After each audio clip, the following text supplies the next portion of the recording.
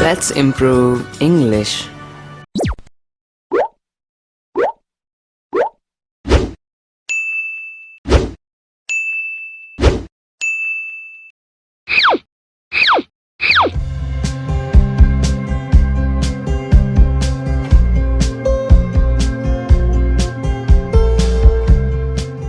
कभी कभी तो मुझे यहाँ घुटन होती है, मेरा यहाँ दम घुटता है, मुझे यहाँ से दूर ले चलो।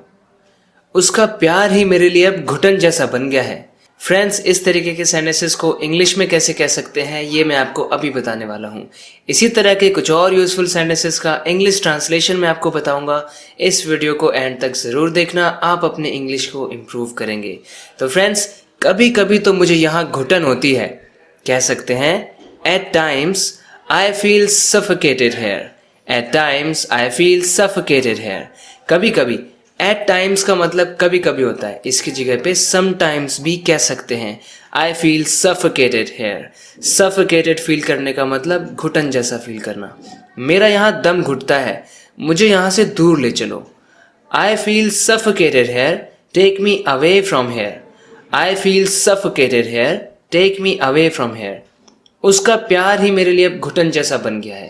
तो यहाँ पे इस वर्ड को एज अ नाउन, इसकी एक नाउन जो फॉर्म होती है उसका हम यूज़ करेंगे। His love has become like a suffocation for me now. उसका जो लव है वो बन गया है एक सफोकेशन जैसा मेरे लिए अब। His love has become like a suffocation for me now. मुझे अपने फैसले पर कोई पछतावा नहीं है। मुझे इस बात का अफसोस है कि मैं तुम्हारे खिलाफ बोला। मुझे ये कहते हुए खेद है कि आपको नौकरी से निकाल दिया गया है। फ्रेंड्स, इन सेंटेंसेस के लिए हम कैसे कह सकते हैं? तो हमें कहना है मुझे अपने फैसले पर कोई पछतावा नहीं है। I don't regret my decision.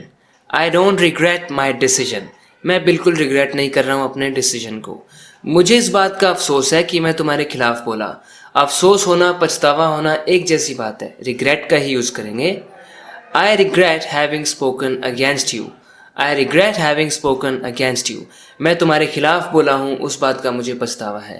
Friends, regret का ही यूज़ हम तब भी करते हैं जब हम पोलाइट वे में किसी को कुछ बुरी खबर सुनाना चाहते हैं, तब भी हम रिग्रेट का यूज़ करते हैं।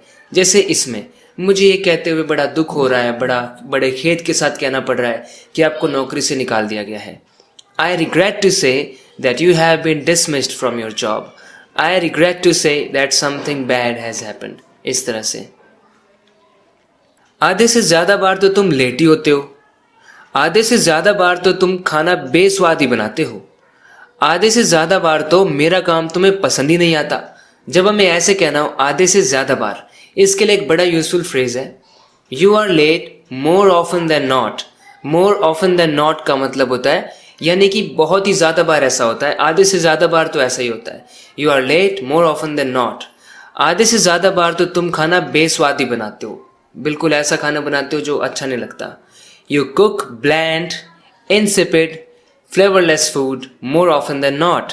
ऐसा खाना जो स्वादिष्ट नहीं है उसके लिए हम ब्लैंड बोल सकते हैं कि फूड ब्लैंड है, इनसिपिड है, या फिर सबसे ज़्यादा कॉमन है फ्लेवरलेस है। फ्लेवरलेस यानी कि उसमें कोई फ्लेवर नहीं है, स्वाद ही नहीं है, बिल्कुल बेस्वाद। सो उसके लिए हम इनमें से किसी भी वर्ड का यूज़ कर सकते हैं। आधे से ज़्यादा बार तो मेरा काम तुम्हें पसंद ही नहीं आता।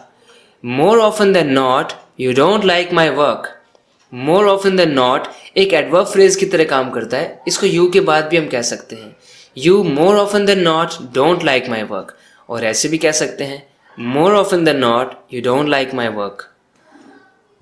मुझे गलत मत समझना, लेकिन वो आपका बेटा लगता नहीं है।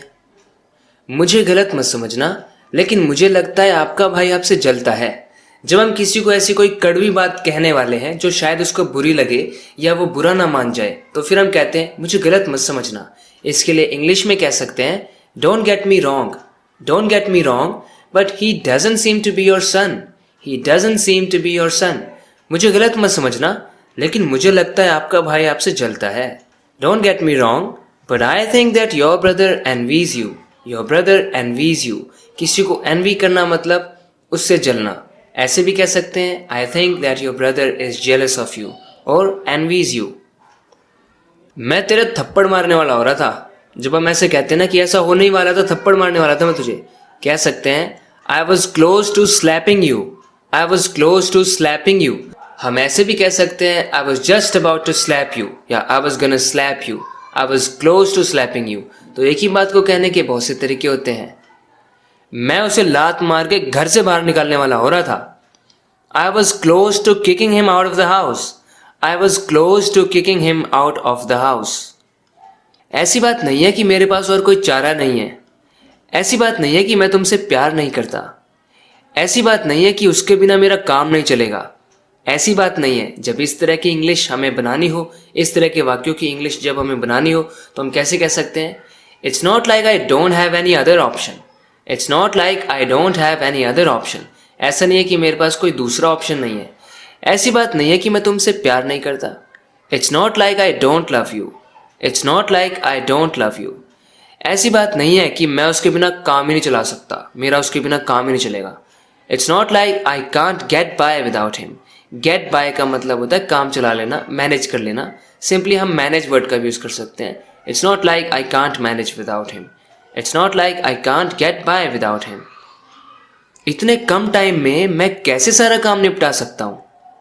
इतने कम टाइम में मैं उसे कैसे राजी कर सकता हूँ? इतने कम टाइम में तुमने उसे अपना दीवाना कैसे बना लिया? जब इस तरह के सेंटेंसेस बनाने हो तो हम कैसे कह सकते हैं?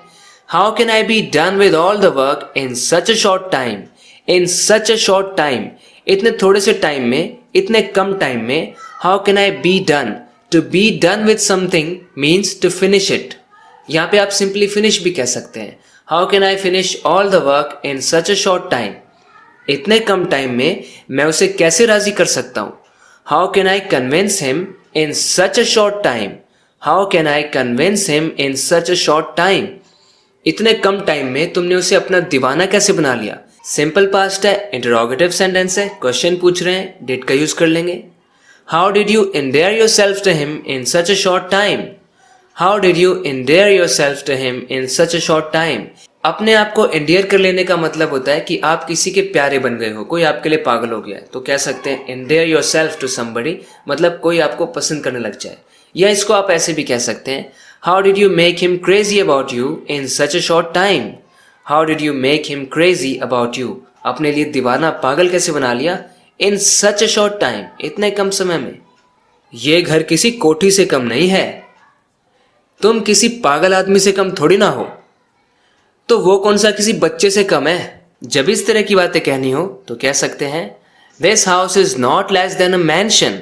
This house is not less than a mention. ऐसा नहीं है कि ये हाउस किसी मैंशन से कम है। तुम किसी पागल आदमी से कम थोड़ी ना हो, ऐसे हम बोलते हैं हिंदी में। कह सकते हैं, you are not at all less than a mad man. You are not at all मतलब बिल्कुल भी नहीं। You are not at all less than a mad man. किसी पागल आदमी से बिल्कुल भी कम नहीं हो तुम।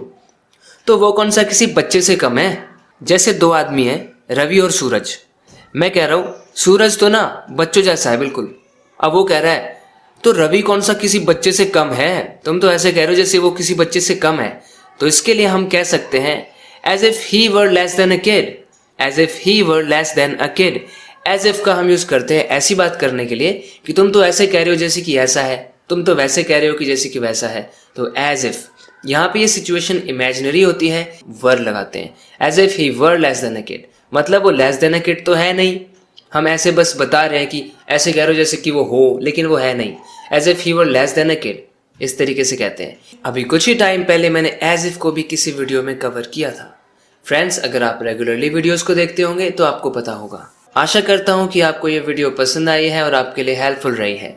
इसी तरह के वीडियोस अगर आप देखते रहना चाहते हैं और अपनी इंग्लिश को इम्प्रूव करते रहना चाहते हैं तो प्लीज़ इस चैनल को सब्सक्राइब करना अगर आपने अभी तक नहीं किया है तो। ओके फ्रेंड्स, बात करते हैं नेक्स्ट वीडियो लेसन में। Till then take care and bye.